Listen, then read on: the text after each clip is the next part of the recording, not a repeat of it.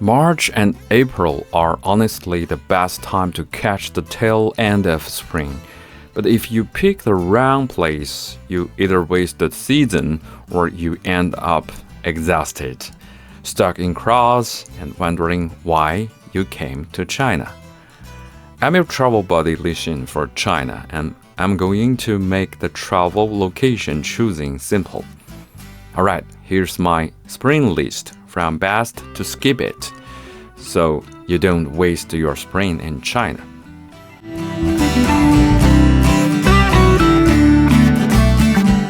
If you are thinking about Tibet in spring, listen. Ningzhi, in Chinese, Lingzhi, is the top peak. People call it the Jiangnan of Tibet because while other parts of Tibet are still freezing, Ningzhi is already warm and green. And the peach blossoms here is not like a few trees blooming. It's whole mountains covered in pink. You get rivers, peach petals on the water, and snow mountains in the background, like it doesn't even look real. It's also much less crowded than the May holidays.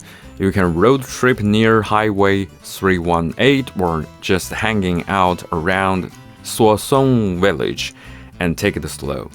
Daytime is usually around 15 to 20 degrees, so it feels great.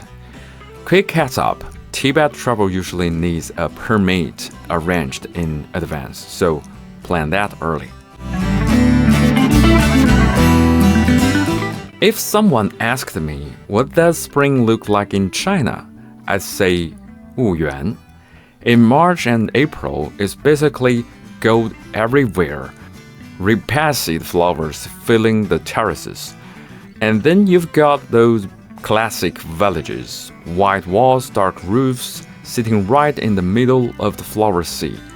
On a foggy morning, it seriously looks like a painting. It's easy to visit. The roads are fine and you can stay in cute local guest houses for good prices. Plus, spring food is great. Think bamboo shoots and seasonal snacks. Okay, cherry blossom fans, this one is a real deal. 源头渚 in Wuxi. Late March to early April, the whole park turns pink, and when the wind hits, it's full-on cherry blossom rain. What I love is it's not just the trees. You've got a lake and hills in the background, so the scenery feels bigger and more dramatic. Yes, there are tourists, but the park is large, so you can still find good angles. And it's super easy to get to from Wuxi City.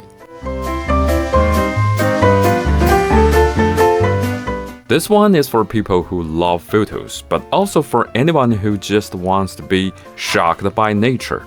In March, April, the terraces are filled with water, so they turn into thousands of little mirrors. People call it the sky mirror season. Yuan Yang. Go early morning for mist, and when the sun comes out, everything starts sparkling. It looks unreal, like you can't tell where the sky ends and the earth begins.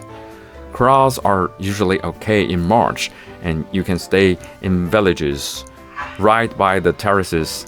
Wake up, open the window, and view is right there.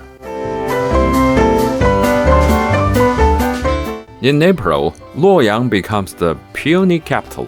You can smell the flowers in the air, and you will see peonies everywhere.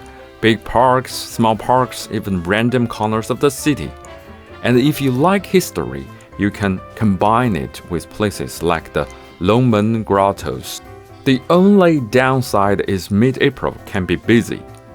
But peony season is short, so if you love flowers, it's worth it. If you want an easy, relaxing spring trip, West Lake is a safe choice. Xihu. Spring here is classic China. Peach blossoms, willow trees, bridges, boats. It's just pretty in a calm way. You can bike around, take a boat, or just sit in a tea house. Yes, some areas get crowded, but the lake is big. Walk a little bit further and it gets quieter. March is really comfortable time for Guilin, usually 18 to 25 degrees, not too hot, not too cold. The water is that green-blue color, and the karst mountains look like a real-life Chinese painting. Do the bamboo raft ride from Yangdi to Xinping, and don't miss the famous 20 Chinese money photo spot. It's a classic for a reason.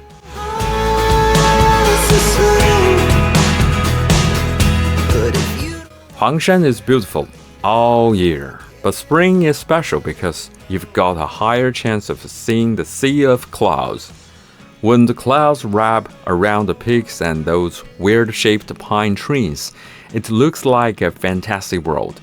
It's also not as cold as winter and not as crowded as peak summer. Just one thing, the paths can be slippery, so wear proper shoes.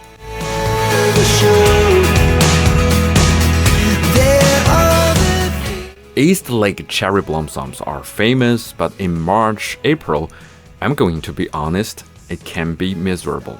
The crowd level gets so insane that it's hard to walk, hard to relax, and nearly impossible to take photos without people in the frame. The area is also spread out, so if you don't plan well, you just end up walking a ton and getting tired. Add spring rain and humidity, the blossoms can drop fast. For most first-time travelers, it's not worth it.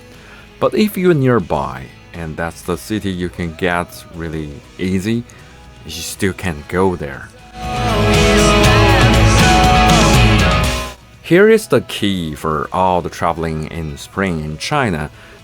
Spring travel is all about choosing the right place for the season and choosing something that matches your vibe. Flowers, scenery, hiking, or culture.